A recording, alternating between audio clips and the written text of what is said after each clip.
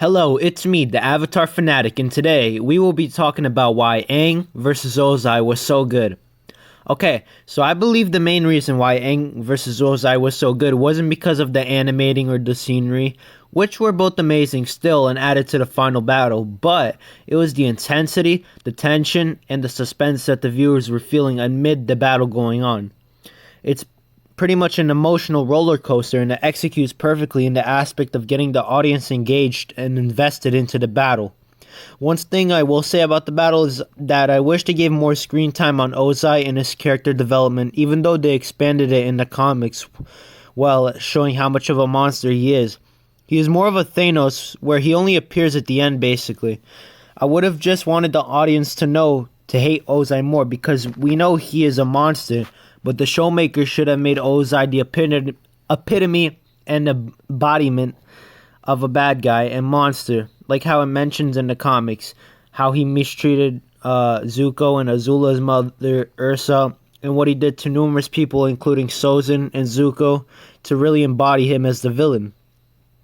I feel like they did a good enough job with it, but it would have been more satisfying and better if he was shown more in the show, but that's for another video.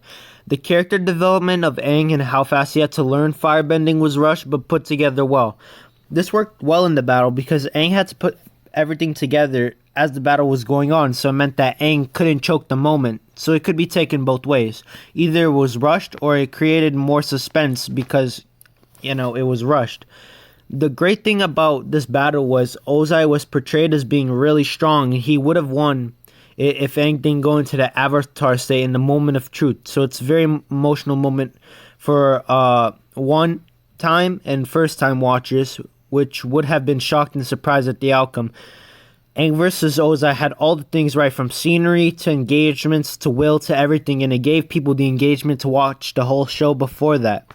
The fact that Aang had struggled to get into the Avatar state the whole entire show, and even struggled as the battle was going on, and succeeding with getting into the Avatar state after all the time that he tried to, was very satisfying, and it shows how he breaks this obstacle for himself, which makes his arc great.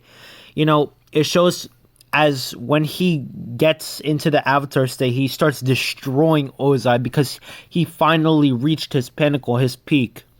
It shows how Aang's avatar was all coming together in the moment of truth, as it looked like he lost when he got stabbed in his back by the pointy rock in the mountain.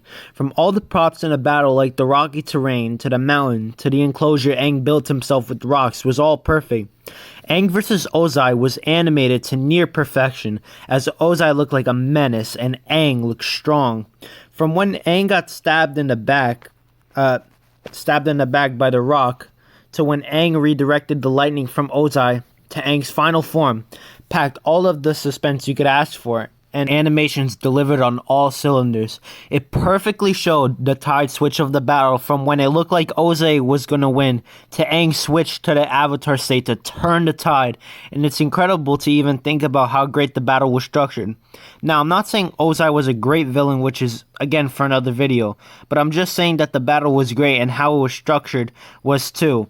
Like and sub if you enjoyed the video, and this is me, the Avatar Fanatic, out.